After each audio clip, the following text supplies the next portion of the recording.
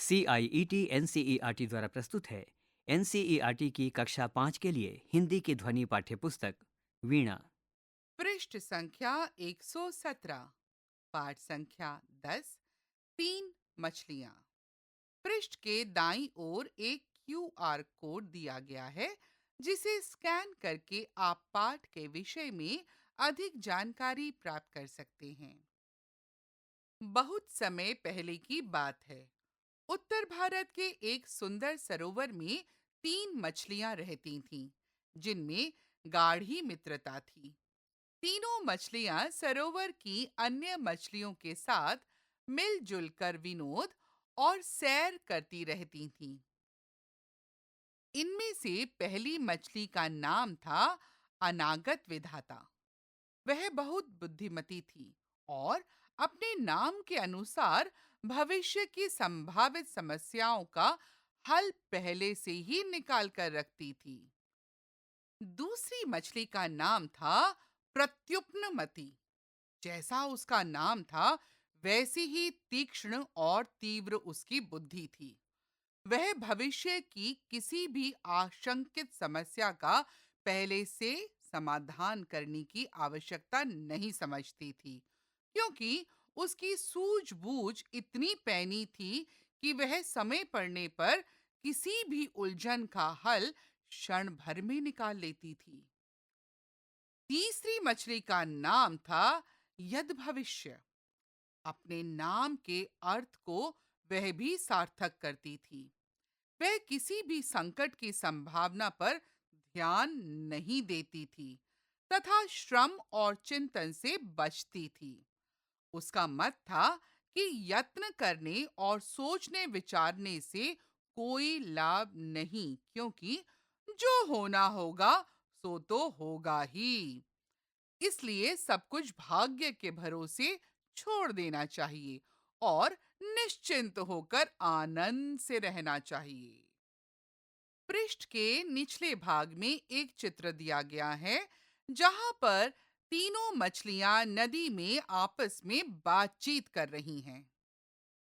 पृष्ठ संख्या 118। एक दिन शाम के समय उस सरोवर के किनारे से अकस्मात दो मछुआरे निकल रहे थे। उन मछुआरों ने यह सरोवर पहले कभी नहीं देखा था। इतना रमणीय स्थान देखकर वे सरोवर के किनारे विश्राम करने बैठ गए। क्षण भर में उनका ध्यान पानी में सैर करती हुई मछलियों पर गया।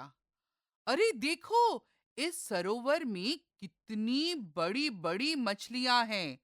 पहला मछुआरा बोला, हाँ हाँ, और इतनी सारी मछलियां एक ही जगह हमने पहले कभी नहीं देखी। दूसरा मछुआरा बोला। पहले मछुआरे ने फिर कहा, भाई, कल सवेरे हम यहाँ बड़ा जाल लेकर आएंगे और इन सब मछलियों को पकड़ेंगे।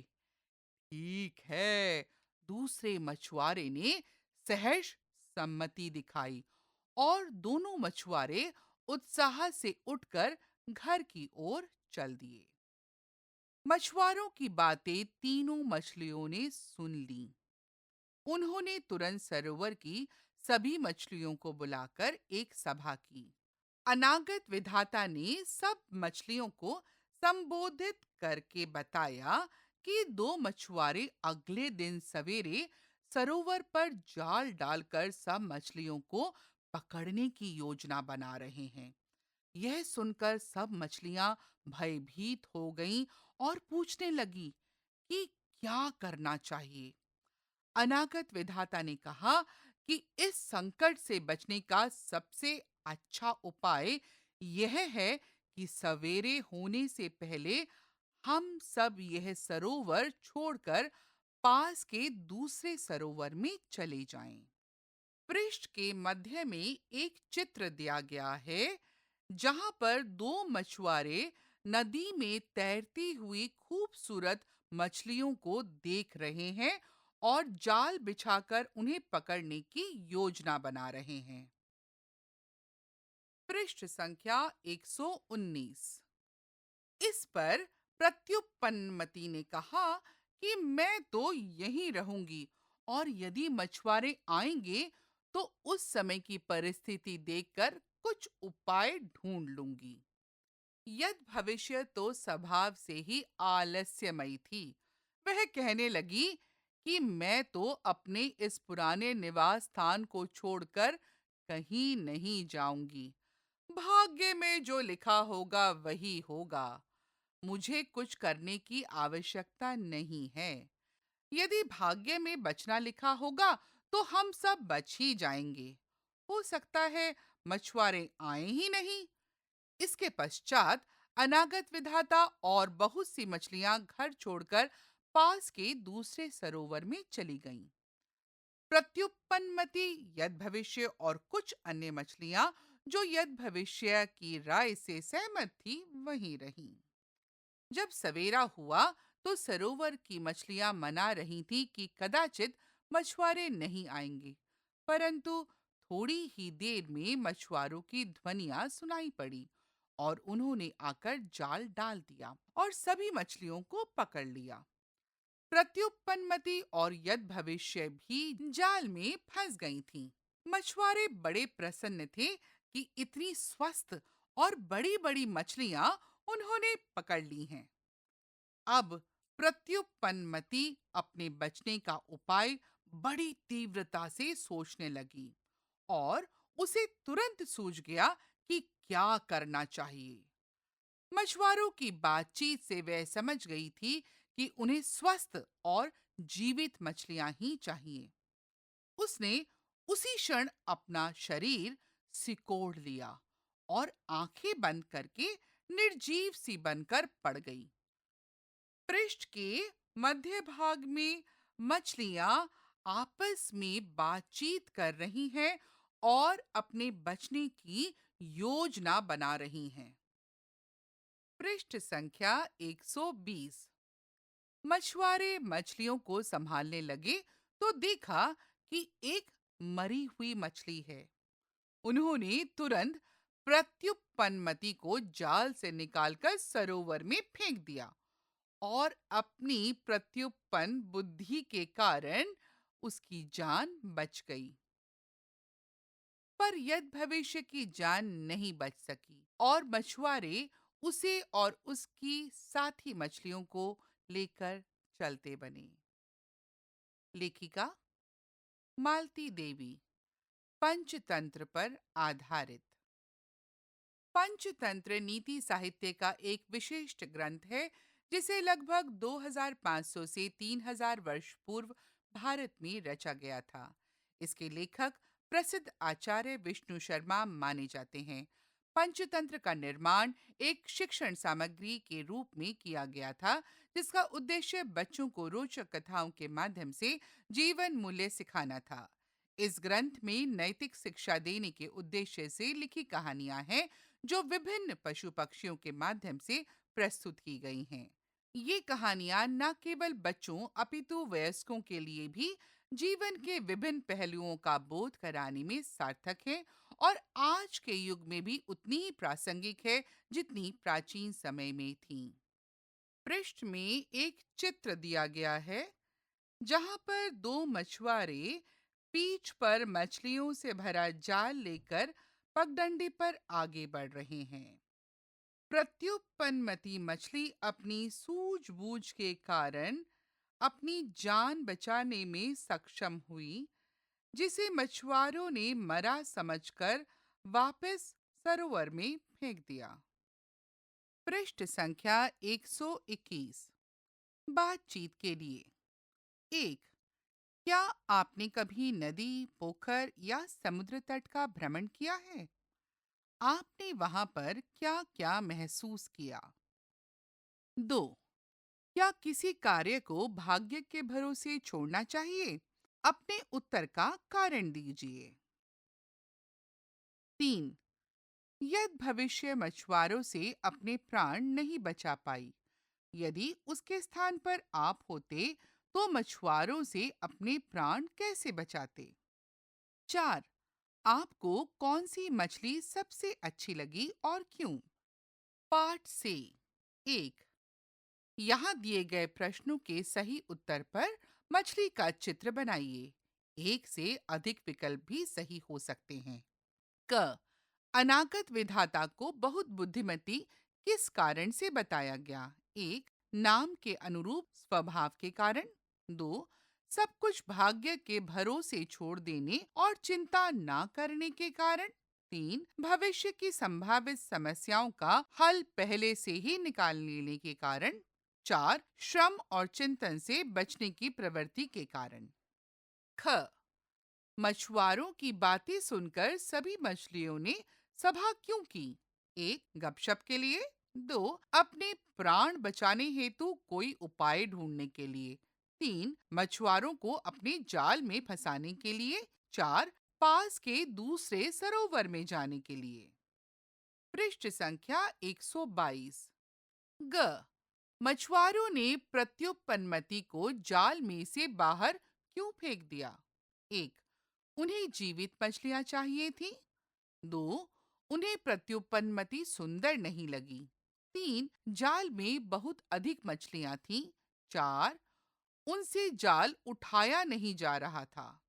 घ, मछुआरों के जाल में कौन-कौन सी मछलियां फंस गईं? एक, अनागत विधाता, प्रत्युत्पन्नमति और अन्य सभी बड़ी-बड़ी मछलियां। दो, प्रत्युत्पन्नमति, यद भविष्य और अन्य सभी बड़ी-बड़ी मछलियां। तीन, अनागत विधाता और अन्य सभी बड़ी-बड़ी मछलियां। चार, प्रत्युत्पन्नमति, यद भविष्य और अनागत विधाता। दो, स्तंभ क और स्तंभ ख में आपस में संबंध रखने वाले शब्दों व कथनों का मिलान कीजिए। स्तंभ क, सुंदर, अनागत विधाता, प्रत्युत्पन्नमति, बड़ी बड़ी, यद भविष्य। स्तंभ ख, बुद्धिमती, आलसी, मछलियां, तीक्ष्ण एवं तीव्र बुद्धि, सरोवर। उदाहरण के लिए सुंदर को सरोवर के साथ मिलान किया गया है। पृष्ठ संख्या 123। सोचिए और लिखिए। एक, प्रत्युत्पन्नमति पहले से ही समस्या का समाधान करने की आवश्यकता क्यों नहीं समझती थी? दो, सभी मछलियों के भयभीत होने का क्या कारण था?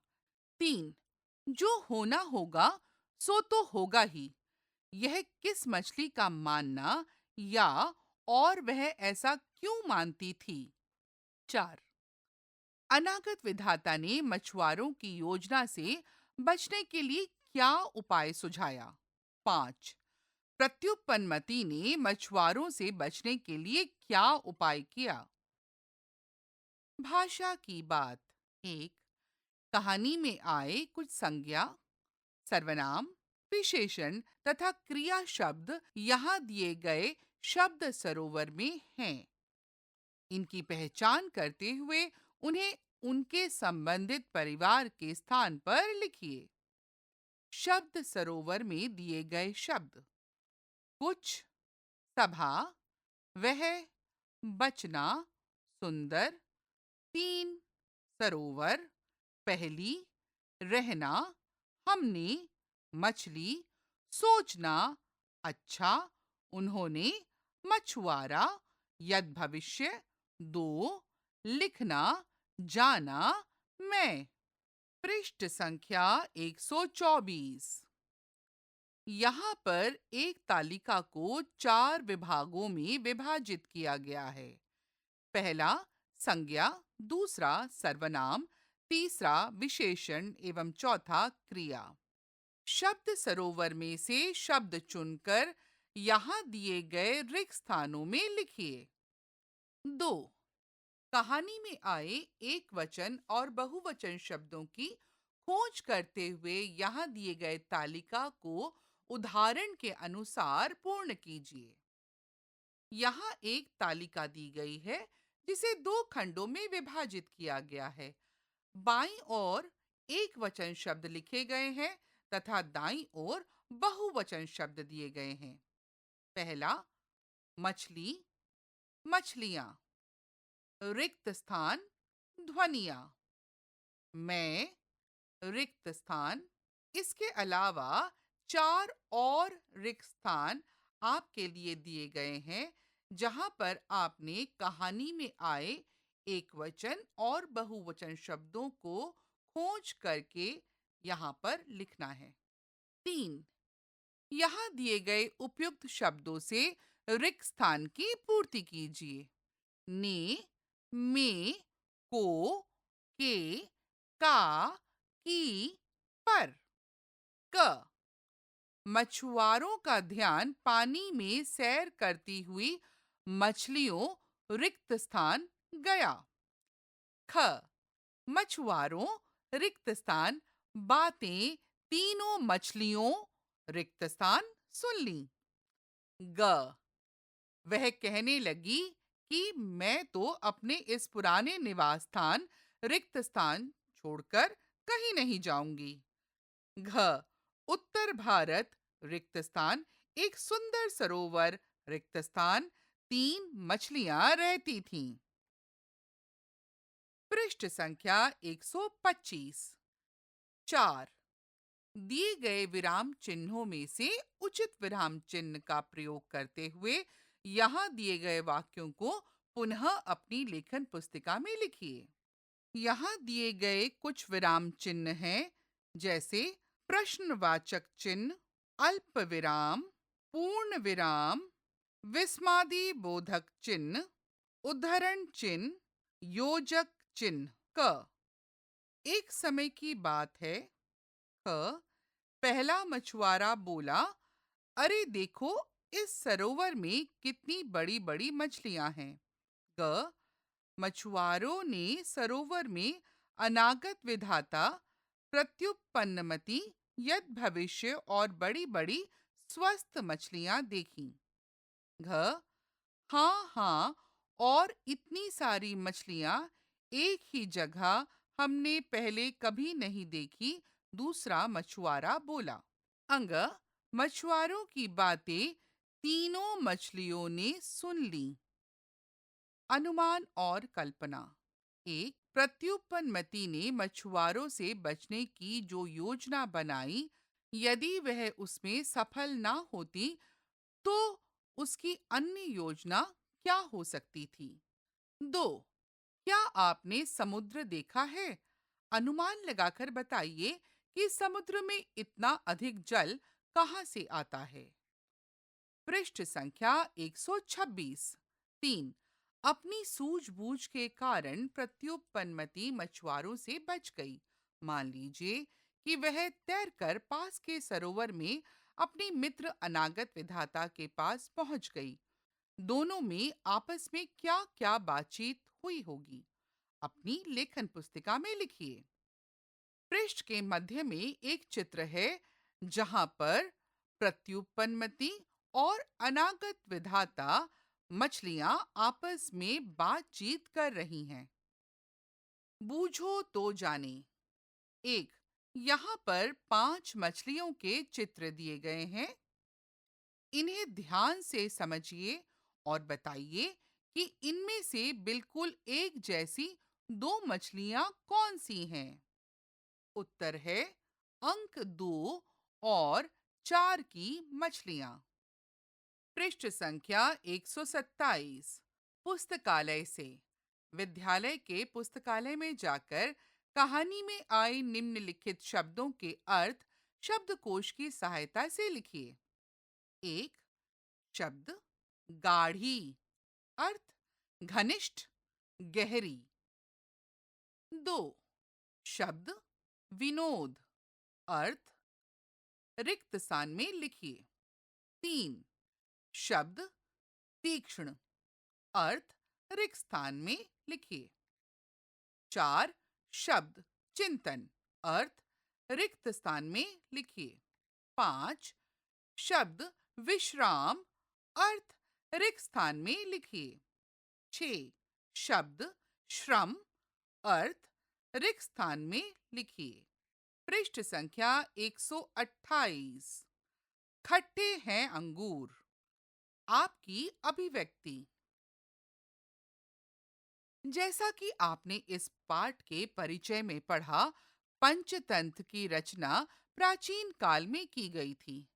समय के साथ पंचतंत्र का प्रसार अरब देशों एवं यूरोप समेत विश्व के अनेक भागों में हुआ। प्राचीन यूनान, वर्तमान ग्रीस में रचित और संपूर्ण यूरोप में प्रचलित ईसप की दंत कथाएं भी पंचतंत्र की प्रेरणा से ही रची गईं और कालांतर में संपूर्ण विश्व में प्रसारित हुईं। आपने इन्हीं दंत कथाओं में से एक कहानी लोमड़ी और अंगूर या खट्टे हैं अंगूर के नाम से पढ़ी या सुनी होगी। दिए गए चित्र की सहायता से खट्टे हैं अंगूर कहानी को अपने शब्दों में कविता या कहानी के रूप में लिखिए। इस गतिविधि में आप अपने शिक्षक या अभिभावक की सहायता भी ले सकते हैं।